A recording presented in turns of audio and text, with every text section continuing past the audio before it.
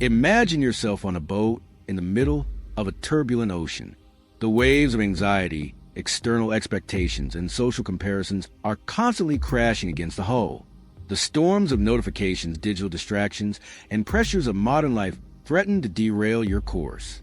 And on the horizon, the thick fog of uncertainty about the future prevents you from seeing clearly where you're headed. This is a scenario many of us face daily as we try to grow, evolve, and improve our lives. We seek development amidst chaos.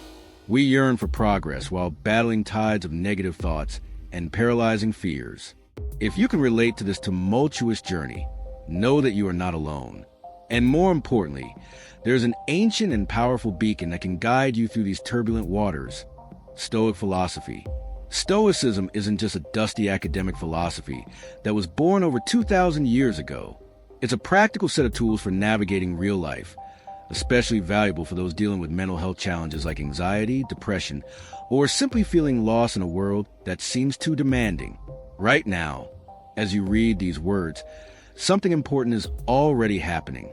You are taking the first step toward regaining control of your helm. You are beginning to direct your attention to what really matters: your genuine growth, not the storms around you. What you'll discover in the pages that follow are not just abstract concepts, but a treasure map with clearly marked routes. You'll learn to identify what is truly within your control and what is not. You'll discover how to define authentic values that serve as your internal compass. You'll develop techniques to strengthen your mental resilience, create powerful habits, and filter out distractions that derail your course. You'll see how to turn obstacles into opportunities, choose relationships that lift your spirit, let go of outcomes in a healthy way, and even find love for your destiny, even when it presents challenges. This is not a superficial self-help guide with empty promises of instant transformation. It is an invitation to a profound journey of self-development based on principles that have been tested for centuries. A journey that acknowledges your pains, fears, and weaknesses, but also firmly believes in your potential to grow through them, not in spite of them. In 2025, you can choose to continue drifting, reacting to the currents that the world imposes, or you can learn to navigate intentionally, with purpose and clarity, even when the waters are not calm. The choice is yours. And if you decide to embark on the Stoic journey, I promise you'll find not only techniques for surviving life storms, but true skills for thriving in them, focusing exclusively on what truly matters: your authentic and meaningful growth. Shall we begin? 1. The dichotomy of control, identifying what is and what is not under your control. In the silence of the early morning, Marina wakes up with a start. Her heart races as thoughts invade her mind like relentless waves. The project at work that might not be approved, the ambiguous comment from a colleague that might mean rejection, her father's health that doesn't improve despite treatment, the uncertain future in an increasingly chaotic world. Familiar? Probably so. What Marina is experiencing, and perhaps you are experiencing too, is a direct result of a fundamental confusion we all face: try and control the uncontrollable. This confusion is not only stressful, it is the root of most of the psychological suffering we experience. More than 2,000 years ago, a former slave-turned-philosopher named Epictetus offered a surprisingly simple and profound solution to this dilemma. Some things are within our control, while others are not. Within our control are our opinions, impulses, desires, and aversions. In short, our own actions. Not within our control are our bodies, property, reputation, office. In short, everything that does not constitute our own actions. This is a dichotomy of control, the first and perhaps most crucial principle of Stoicism. It sounds simple in theory, but its consistent application is nothing short of revolutionary for our mental health and capacity for growth. Think about this. How many hours have you spent in the last few days worrying about things that are completely out of your control? Other people's judgments of you, global economic conditions, the weather this coming weekend, the decisions other people make, even the results of your own efforts.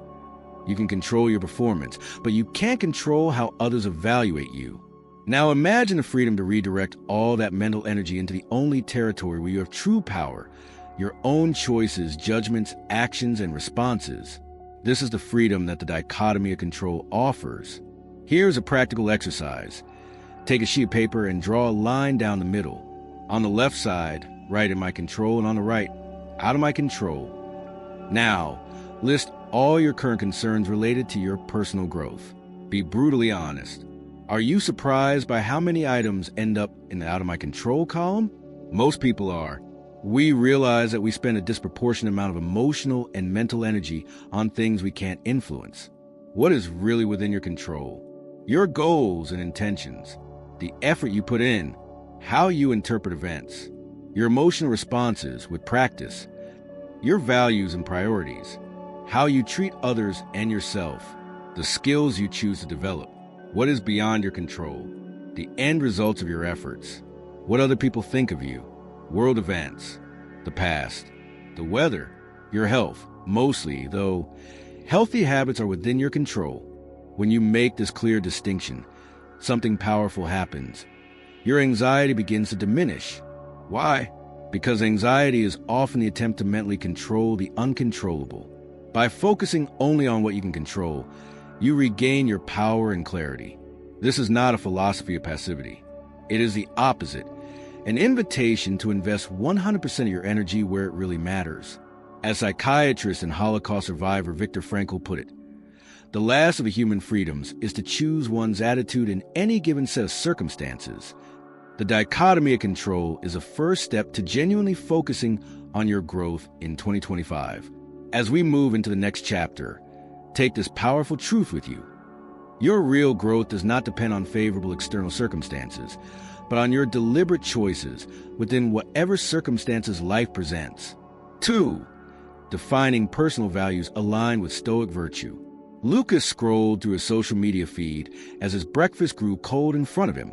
Images of success flashed before his eyes.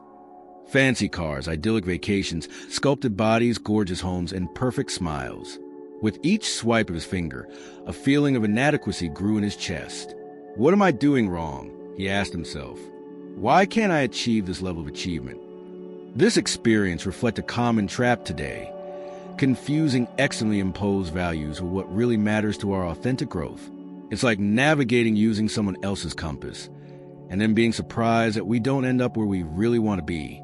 For the Stoics, true growth has always been anchored in the 4 cardinal virtues, unshakable pillars that remain relevant even after 2 millennia. Wisdom, the ability to navigate complex situations with clarity and discernment. Courage, the strength to face challenges and remain true to principles even under pressure. Justice, treating yourself and others with fairness, honesty, and compassion. Temperance, the balance that allows you to moderate impulses and maintain emotional stability. These virtues are not mere philosophical abstractions. They are practical tools for identifying what truly matters in your journey of growth. As Marcus Aurelius wrote, "It is not death that a man should fear, but never beginning to live according to his nature." The challenge we face today is to distinguish between authentic values and those we passively absorb from the cultural environment. Many of the goals we pursue, status, external approval, material accumulation, aesthetic perfection, have been installed in us without our conscious consent. A transformative exercise is to ask yourself, if no one ever knew about my accomplishments, what would still be important for me to achieve? This question cuts through the layers of external validation and reveals what genuinely resonates with your inner being.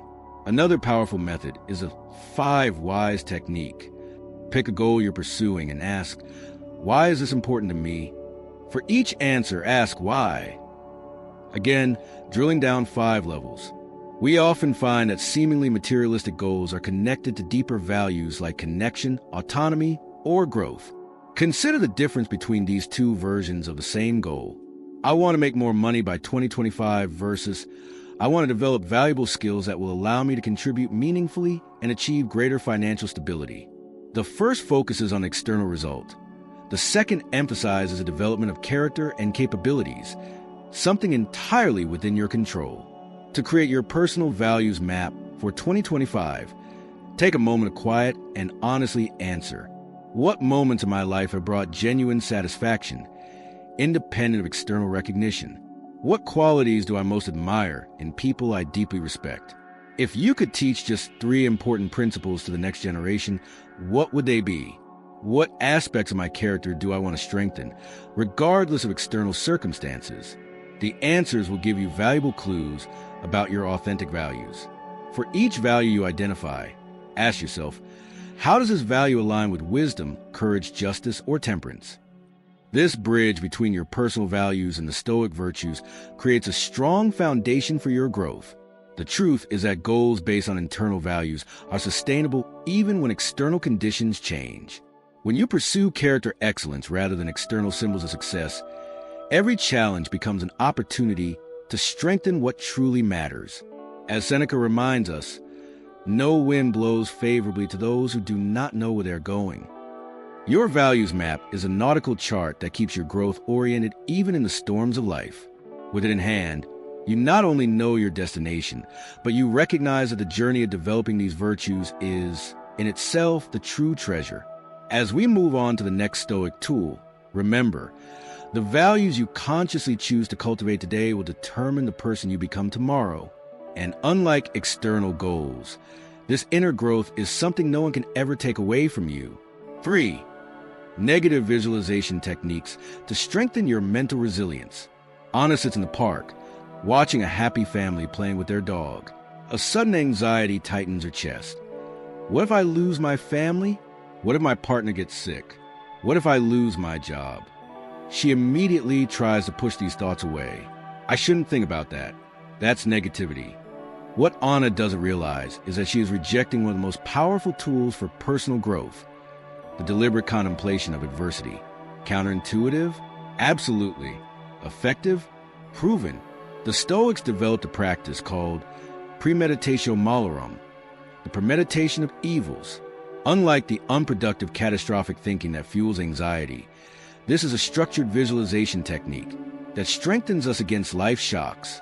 As Seneca explained, we are more frightened than hurt, and we suffer more in imagination than in reality.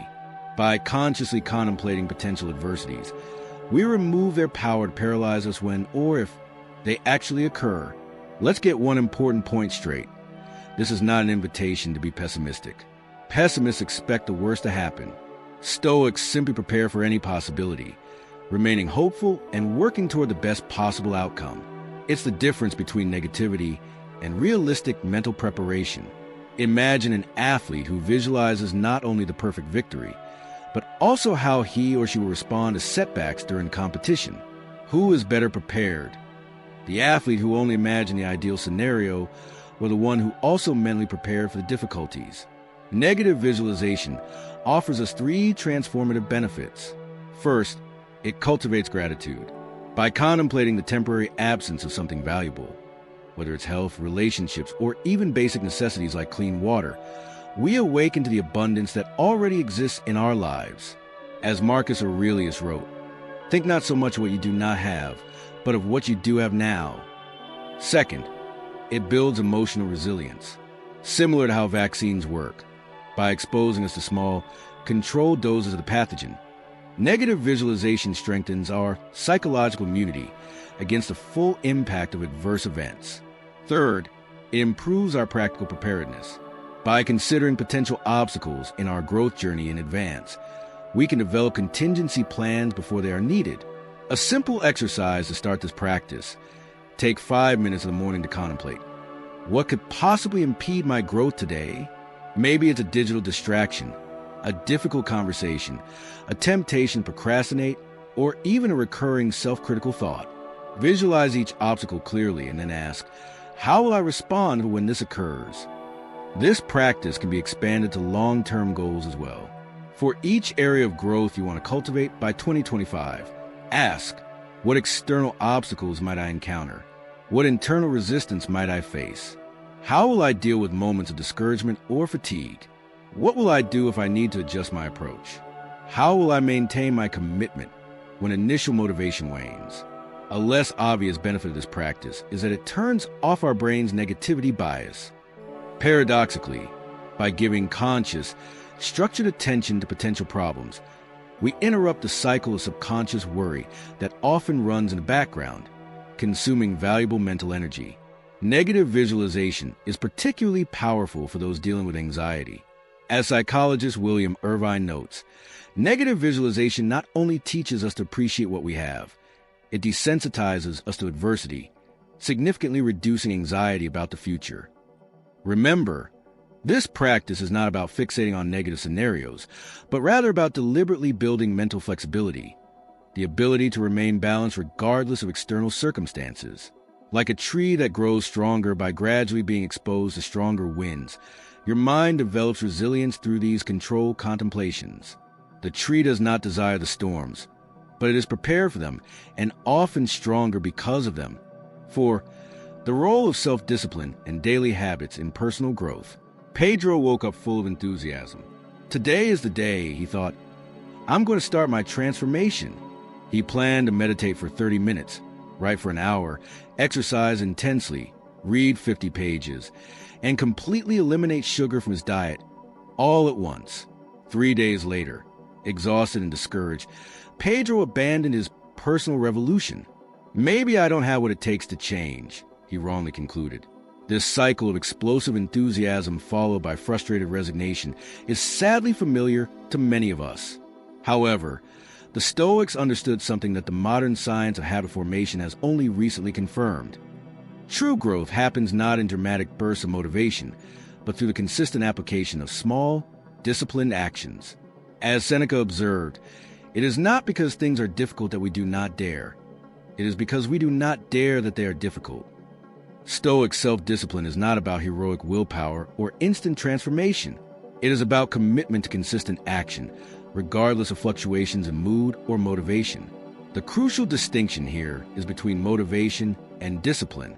Motivation is a temporary emotion, a fuel that eventually runs out. Discipline, on the other hand, is a system, an infrastructure that sustains growth even when emotional fuel is low. Marcus Aurelius, Roman emperor and devoted practitioner of Stoicism, wrote in his personal journal every morning to strengthen his resolve. At dawn, when you have difficulty awakening, keep this thought present. I am waking up to the work of a human being. Here's how we can apply the Stoic wisdom to build sustainable discipline in 2025. 1. Adopt a daily minimum viable mindset instead of attempting heroic changes. Identify the smallest possible version of each habit you want to cultivate, so small that it would be nearly impossible not to do it. Want to meditate? Start with 1 minute a day. Want to write? Set a goal of 3 sentences to start with. This method takes advantage of what the Stoics called phantasia cataleptique, comprehensive representations that create mental clarity. By defining specific, minimal actions, we eliminate the ambiguity that often leads to procrastination. 2. Develop environmental triggers for new habits. Epictetus taught that we should create external conditions that support our internal intentions. This means rearranging your physical environment to facilitate desired behaviors and hinder undesired ones. If you want to read more in 2025, leave a book open on your pillow. If you want to practice morning reflection, set up your journal and pen on your nightstand before bed. Your environment should work for your growth, not against it. 3. Practice objective habit tracking. The Stoics were advocates of honest self-observation. Develop a simple system to monitor your daily habits, not to criticize yourself, but to create awareness and accountability. One effective technique inspired by Seneca is the daily inventory, a brief review of the practices you've committed to maintaining. This tracking system can be as simple as marking an X on a calendar or as elaborate as a detailed journal. The important thing is to keep track consistently. 4. Embrace new beginnings with equanimity. The Stoic view of habit failures is particularly valuable for those who struggle with perfectionism or harsh self-criticism. When, not if, you fail to maintain a habit, the Stoics would recommend observing the event without undue emotional judgment. As Epictetus advised, begin where you are. If you miss a day or week of your practice, simply return the next day without the burden of guilt. This compassionate but firm approach breaks the all-or-nothing cycle that often sabotages progress. 5. Build your growth at a progressive pace. The Stoics value nature as a teacher, and nature doesn't make leaps. A tree doesn't grow 30 feet in a day of enthusiasm. It gradually adds rings, each one building on the last.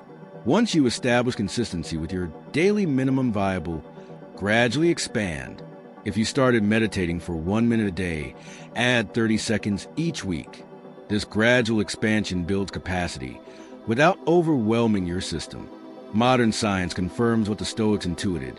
Small, consistent actions literally reshape your brain through neuroplasticity. Each repetition of a habit strengthens specific neural pathways, making the action progressively more automatic and natural. Always remember that Stoic discipline is not about perfection, but about progress. As Marcus Aurelius wrote, "Do not worry if you fail to do everything according to the correct principles. After failing, return again, and be satisfied if most of your actions are in accordance with human nature." True transformation is rarely dramatic or instantaneous. It is a cumulative result of seemingly insignificant daily choices that, proven over time, produce extraordinary changes. Like the sculptor who patiently removes small fragments of marble until a masterpiece emerges, you sculpt your growth through a consistency of habits aligned with your highest virtues. 5. How to deal with external distractions using Stoic principles. Carla checks her phone for the 10th time in 20 minutes. A notification from work, a comment on social media, a message from a friend, an alarming headline. Each momentary interruption seems harmless, but by the end of the day, her mental energy is fragmented, her attention is diluted, and her sense of purpose is clouded. "If only I had more time," she laments, not realizing that the problem is not lack of time but distraction. In an age of unprecedented distraction, Stoic principles offer an extraordinarily relevant approach to staying focused on personal growth. The ancient Stoics didn't grapple with smartphones or endless content feeds, but they deeply understood the nature of distractions and how they compromise our ability to live according to our highest values. Seneca warned, "To be pulled in all directions is to go nowhere." This observation perfectly captured our modern dilemma of fragmented attention, centuries before the technologies that now dominate our lives. The first Stoic step in dealing with distractions is to recognize their true nature. They are not merely external interruptions, but represent internal judgments about where our attention should be. As Epictetus observed, it is not the things themselves that disturb us, but our interpretations of them. When we feel compelled to check notifications or get lost in irrelevant content, we are actually assigning importance to something that may not be aligned with our deepest values. The Stoics called this ability to consciously direct our attention prosoke, a constant mental vigilance over where we place our focus. Here are practical strategies based on Stoic principles to minimize distractions and maximize your growth in 2025. 1. Practice Stoic selective attention. Epictetus taught that we should be extremely selective about where we direct our attention. Some things are within our control, while others are not. Apply this dichotomy to your sources of information and influence. Each morning, ask yourself, does this information, platform, or person contribute to my growth and the virtues I value? If not, have the courage to limit your exposure. Create distraction-free zones in your life. Specific periods or physical spaces where you deliberately limit outside influences to focus only on what is essential for your development. 2. Develop intentional friction for digital interruptions. Marcus Aurelius advised creating barriers between impulses and actions. Between stimulus and response, there is a space. In that space lies our power to choose our response. Increase the friction between you and potential distractions. Remove non-essential apps from your phone. Disable push notifications. Set specific times to check messages and emails. Use temporary blocking tools during periods of deep focus. Create a minimalist home screen with only essential tools. This intentional friction creates a small but crucial moment of conscious choice, allowing your rationality, what the Stoics called hegemonikon, to prevail over automatic impulses. 3. Cultivate environments that promote focus. The Stoics understood that our environment significantly shapes our behavior. Seneca often retreated to simple, quiet places to clear his mind and focus on meaningful work. Restructure your physical spaces to support your growth. Create a dedicated area for deep work, free from visual reminders of other responsibilities. Keep tools related to your personal development easily accessible. Use symbols or objects that remind you of your main values and virtues. A well-designed environment doesn't require constant willpower to stay focused. It naturally directs your attention to what matters. For Develop conscious responses instead of automatic reactions. Epictetus emphasized the importance of a reflective pause. Do not let yourself be carried away by events. Stop for a while and breathe. When a distraction arises, whether it's a digital notification or an intrusive thought, practice the Stoic technique of the mindful pause. 1. Notice the urge to distract yourself without taking immediate action. 2. Take a deep breath and remember your priority commitments. 3. Ask, is this interruption worth my mental energy right now? 4. Consciously choose your response instead of reacting automatically. With practice, this pause becomes a reflex, a habit of discernment that preserves your mental energy for what really matters. 5. Set healthy boundaries with technology and people. The Stoics valued meaningful social connections, but they also recognized the importance of boundaries. Seneca wrote, "Associated with the crowd is harmful. Inevitably, we return home with less kindness, less self-control, less peace."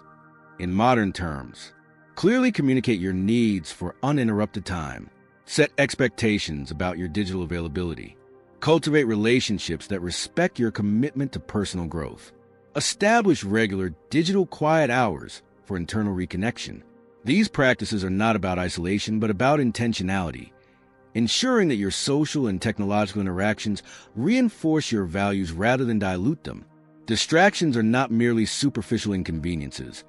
They are true detours on your journey of growth. As Marcus Aurelius warned, it is essential to remember that the attention given to anything is in proportion to its value. Every moment spent in distractions is a moment not invested in your development of the virtues you value. 6. The practice of daily reflection, the Stoic examination of conscience. Renata ends another day exhausted. Between meetings, household chores, incessant notifications, and social commitments, she barely has time to breathe, much less reflect. Days turn into weeks, weeks into months, and a disturbing realization emerges. She is moving quickly, but without knowing if she is in the right direction. This is a trap of modern life. Constant movement without conscious direction. This is precisely why the Stoics regarded daily reflection not as an optional luxury, but as an absolute necessity for true growth. Seneca rigorously practiced what he called the evening examination. When the light is out and my wife is silent, conscious of my habit, I examine my whole day and review my actions and words. I hide nothing from myself, nor do I omit anything. This ritual of reflection, practiced both at dawn and dusk, served as an anchor for the Stoic day. In the morning, he prepared his mind for challenges ahead. In the evening, he assessed his progress and identified areas for improvement. The basic structure of the Stoic examination of conscience includes 3 essential elements. 1. Morning reflection, premeditatio. Before the outside world starts making demands on your attention, take 5 to 10 minutes to review your core values and virtues. Anticipate potential challenges of the day. Set specific intentions aligned with your growth. Remember the broader cosmic perspective. Marcus Aurelius began each day with mental preparation. Tell yourself first thing in the morning, today I will meet people who are nosy, ungrateful, arrogant, dishonest, envious, and ill-tempered. They are like that because they do not understand good and evil. This practice is not pessimism, but realistic preparation that strengthens your ability to respond virtuously to any situation. 2. Night reflection, retrospectio. Before bed, dedicate 5 to 10 minutes to review your actions, decisions, and emotional responses of the day. Evaluate where you demonstrated the virtues you value. Identify moments where you failed to live according to your principles. Recognize recurring patterns that need attention. Epictetus suggested 3 fundamental questions. What did I do wrong? What did I do right? What did I fail to do? Nighttime reflection is not an exercise in self-criticism, but in compassionate self-awareness. Its goal is not to generate guilt, but clarity and renewed commitment. 3. Regular documentation. The Stoics were prolific writers, not out of intellectual vanity, but because they recognized the transformative power of the written word. Marcus Aurelius' own Meditations was essentially his personal journal of reflection. A simple Stoic journal might include observations about your mental and emotional states, lessons learned from challenging experiences, insights into your limiting thought patterns, recognition of progress in the virtues you value, inspirational quotes from Stoic texts or other uplifting materials. This documentation creates a tangible record of your journey, revealing patterns that would otherwise remain invisible. To identify limiting thought patterns, regularly ask yourself, what repetitive beliefs diminish my ability to grow? In what situations do I automatically feel reactive rather than responsive? What narratives about myself do I accept without question? What justifications do I use for behaviors that do not align with my values? The transformative power of Stoic reflection comes from combining ruthless honesty with compassionate acceptance. As Epictetus taught, it is impossible to learn what one believes one already knows. In addition to daily practice, establish a Stoic weekly review ritual. Set aside 30 minutes every Sunday to assess your progress in the virtues and adjust your course as needed. This regular meta-reflection prevents inertia and ensures that small detours don't become completely off-track trajectories. Remember, reflection without subsequent action is just passive contemplation. The true value of Stoic soul-searching lies in the bridge it creates between self-awareness and active transformation. As Seneca emphasized, philosophical studies are useful only if they are transformed into action. 7. Embracing obstacles as opportunity for growth. Gabriel stares dejectedly at his computer screen. The project he has invested months in has just been rejected. His first impulse is to be self-critical, to question his abilities, and perhaps even to give up altogether. Why keep trying, he thinks, if the obstacles keep appearing? This reaction is deeply human, and precisely what the Stoics teach us to transform. Marcus Aurelius offered one of the most powerful mind-shifting moves in history when he wrote, "The impediment to action advances action. What stands in the way becomes the way." This is not an empty motivational platitude, but an operational principle for accelerated growth. The Stoics understood something that modern science confirms.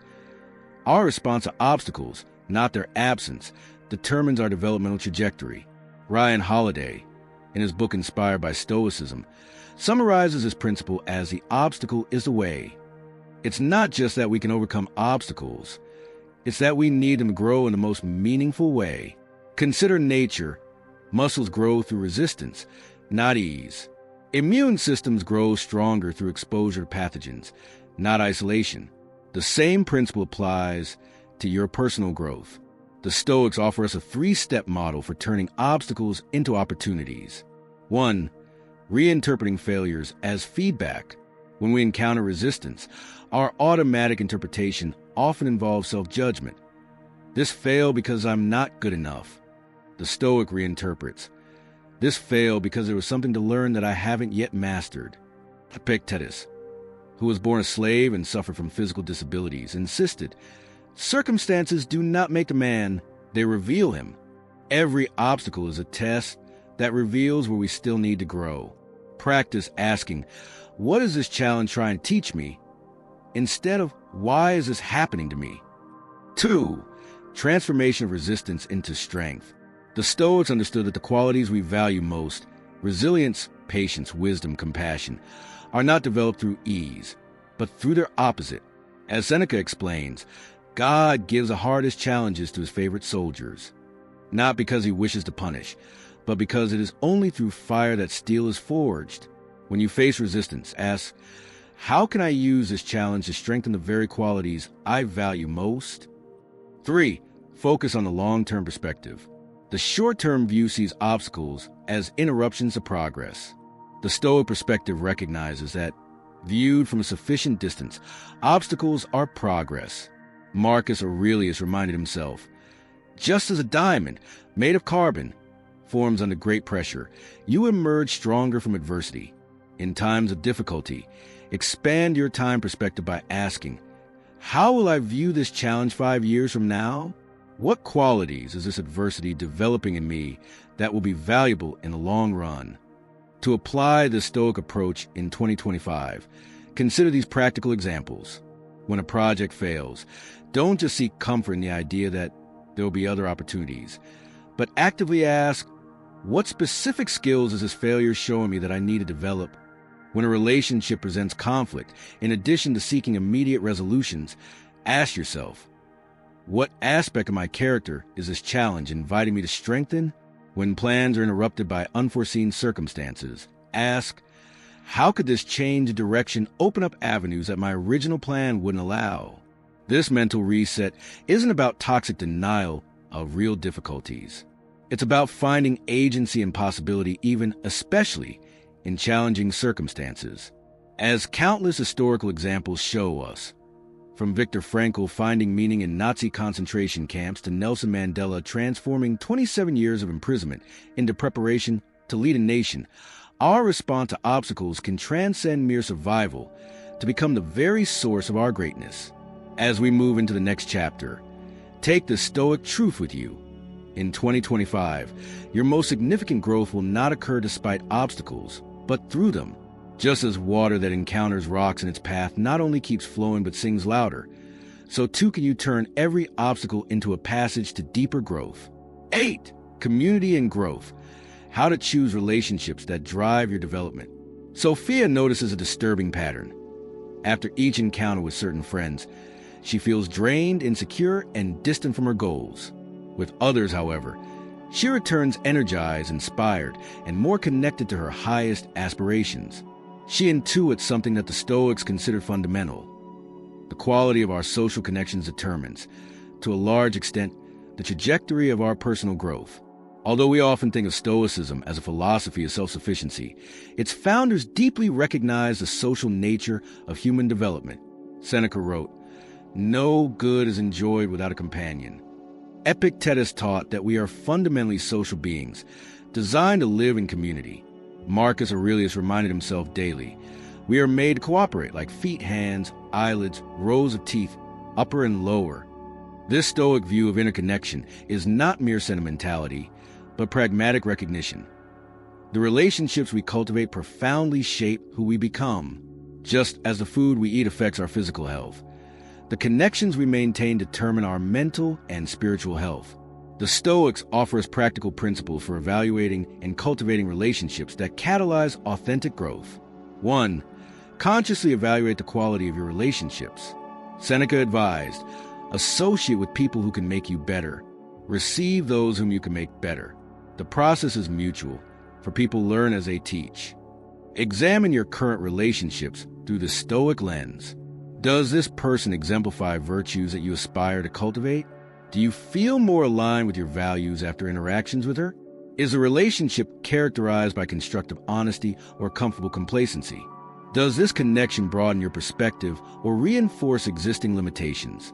This inventory is not intended to be judgmental, but rather provide clarity on which relationships deserve priority investment. 2. Deliberately cultivate virtuous friendships. For the Stoics, true friendship transcended utility or pleasure. It was grounded in the mutual recognition of each other's potential for excellence of character. Strategies for developing such connections include: seek out mentors who embody qualities you aspire to develop. Participate in communities organized around shared values. Practice transparency about your growth aspirations with friends. Establish partnerships of virtue, relationships dedicated to mutual development. As Seneca observed, you must live for others if you would live for yourself. The Stoic paradox is that our deepest growth occurs in relationships where we both offer and receive support for character development. 3. Set healthy boundaries without isolation. The Stoics recognize the powerful influence of our social circles. Epictetus warned, if you spend time with a person who limps, you'll begin to limp yourself. This observation was not to suggest avoiding people with challenges, but to recognize our susceptibility to social influence. Practices for healthy boundaries include: consciously reduce exposure to relationships that consistently undermine your values. Limit time in social environments characterized by addictions you seek to overcome. Develop assertive language to protect your commitment to growth. Cultivate compassion without compromising your own ethical standards. The goal is not isolation, but intentional selectivity, recognizing that each relationship represents a significant investment of your limited life energy. 4. Honor the role of the mentor in the Stoic tradition. The Stoics deeply valued the guidance of more experienced teachers.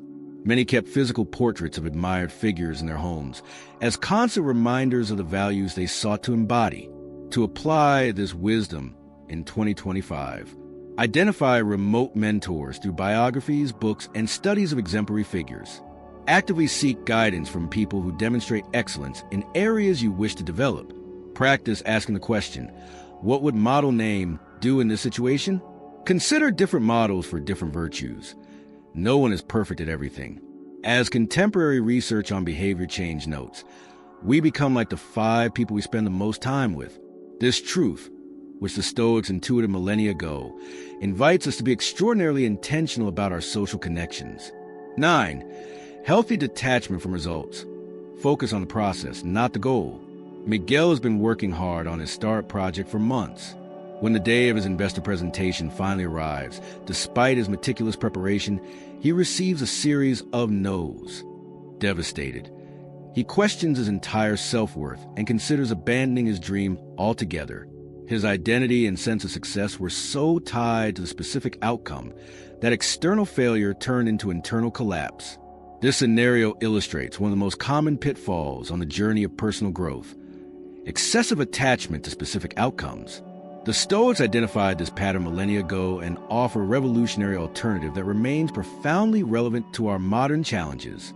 Epictetus presented what is perhaps the most powerful paradox in Stoicism. Make the best use of what is in your power and take the rest as it happens. In other words, total effort combined with complete detachment from the outcome. This principle is not passive resignation, but a sophisticated psychological strategy that simultaneously maximizes our effectiveness and protects our peace of mind. It is the art of caring deeply about the process while keeping an open mind about the specific outcomes. The crucial difference here is between process goals and outcome goals. Outcome goals focus on specific, external achievements, often outside of our complete control: winning a competition, reaching a certain income level, gaining public recognition, achieving a specific body, finding the perfect partner. Process goals focus on actions and habits completely within our control, practicing with excellence for 30 minutes a day, continually honing valuable skills, consistently cultivating nutritious eating, developing meaningful relational qualities. Marcus Aurelius advised, do not worry if external results do not seem to favor you. In time, people who follow nature will find what they seek, although not always by the expected path. This process orientation offers transformative benefits. First, it frees us from the emotional roller coaster of temporary successes and failures. When our identity is anchored in the ongoing process of growth, not in external milestones, we maintain inner stability regardless of circumstantial fluctuations. Second, ironically, it increases the likelihood of desirable outcomes. Paradoxically, the less obsessed we are with achieving a specific outcome, the more effectively we move in its general direction. The anxiety of getting there often sabotages the very performance we seek. 10. Applying the concept of a more FADI to transform challenges into fuel for growth. Louisa receives devastating news. The company where she has worked for 8 years is closing down. In an instant, her career plans, financial stability, and professional identity are profoundly shaken. Faced with this blow of fate, 3 paths present themselves: bitterly resist the immutable reality, passively resign oneself to the circumstances, or, and here's a revolutionary option, actively embrace what has happened as a necessary part of one's journey. This third way represents the pinnacle of Stoic wisdom, the principle of amor fati, love of fate. Nietzsche later captured its essence by stating, "My formula for human greatness is amor fati, to want nothing different, neither forward nor backward, nor for all eternity. Not merely to endure what is necessary, but to love it." This concept transcends mere acceptance or resilience. It is the alchemical transmutation of adversity into opportunity. Not just dealing with what happens, but developing capacity to genuinely embrace each event as exactly what we need for our greatest growth. Marcus Aurelius expressed this idea when he wrote, "Love only what happens to you and is plotted by fate, for what could suit you better?" This is not a fatalistic view, but a profound understanding that our most significant freedom lies not in controlling external circumstances, but in transforming our relationship to them. How can we concretely apply this principle to transform the challenges of 2025 into fuel for growth? 1. Find opportunities in unwanted situations. When faced with seemingly negative situations, deliberately practice asking yourself, if you were forced to find benefits in the situation, what would they be? This is not a superficial positive thinking exercise, but a pragmatic tool for discovering authentic possibilities that initial resistance often obscures. For Louisa, our example, this could mean discovering that losing her job opens up space for reconsider a career more aligned with your deepest values. Develop new skills that would otherwise remain dormant in your comfort zone. Confront fears of insecurity that, even before the loss, limited your growth. Strengthen supportive relationships that the hectic pace of previous work neglected. 2. Use reframing techniques for constructive perspectives. The Stoics were masters at reinterpreting events, shifting frames of reference to reveal new truths. As Epictetus taught, things in themselves do not hurt or hinder. It is a judgment about them that does. Practical reframing techniques include: ask, how would someone I admire respond to the situation? Consider, what qualities is this circumstance inviting me to develop? Ask, how can this experience serve a greater purpose in my life? Imagine, what will I say about this situation 10 years from now? This practice does not seek to falsify experience, but consciously expands our perception to include dimensions that the initial reactive mind typically ignores. 3. Develop gratitude even in difficulties. The Stoics practice what we might call counterintuitive gratitude, the ability to find genuine appreciation even in challenging experiences. Seneca, who experienced exile, loss of wealth, and political persecution, still wrote, "It was nature that brought you to this. Be thankful that you were found worthy of this fate." Practical exercises include: daily identify specific aspects of difficult situations for which you can feel authentic gratitude. Keep a hard learning journal, documenting insights that were only possible through adversity. Practice the phrase, "I am grateful for this challenge because," completing it in honest and meaningful ways. This practice gradually transforms our fundamental relationship with difficulties, from obstacles to be avoided to teachers to be valued. 4. Get inspired by examples of Amor Fati in action. Stories of figures who exemplify this principle abound, both in the Stoic tradition and in modern examples. Holocaust survivor Viktor Frankl turned his unimaginable suffering into a school of psychotherapy that has helped millions find meaning. Nelson Mandela converted 27 years of unjust imprisonment into training for compassionate leadership. Ancient Stoics such as Musonius Rufus used exile to deepen philosophical practice and expand its reach. These stories are not rare exceptions, but demonstrations of the human potential for transformation that we all possess. The concept of Amor Fati offers perhaps the most profound psychological freedom possible. When we genuinely embrace what is, we release the mental energy normally consumed in resistance, resentment, and fantasizing about alternative realities. This liberated energy becomes abundant fuel for authentic growth. As Epictetus taught, with surprising applicability to our modern struggles, do not seek to have events happen as you wish, but wish that they happen as they do, and your life will flow serenely. And that's it, folks. Remember, your growth in 2025 depends on the small, daily decisions you make now. Eliminate distractions, set clear goals, develop a productive routine, and celebrate every little bit of progress. What are you waiting for to take the next step? If this content added value to you, don't put it off. Click the subscribe button below and activate the notification bell so you don't miss any videos about personal and professional development. See you in the next video, and remember, focus on your growth, one day at a time.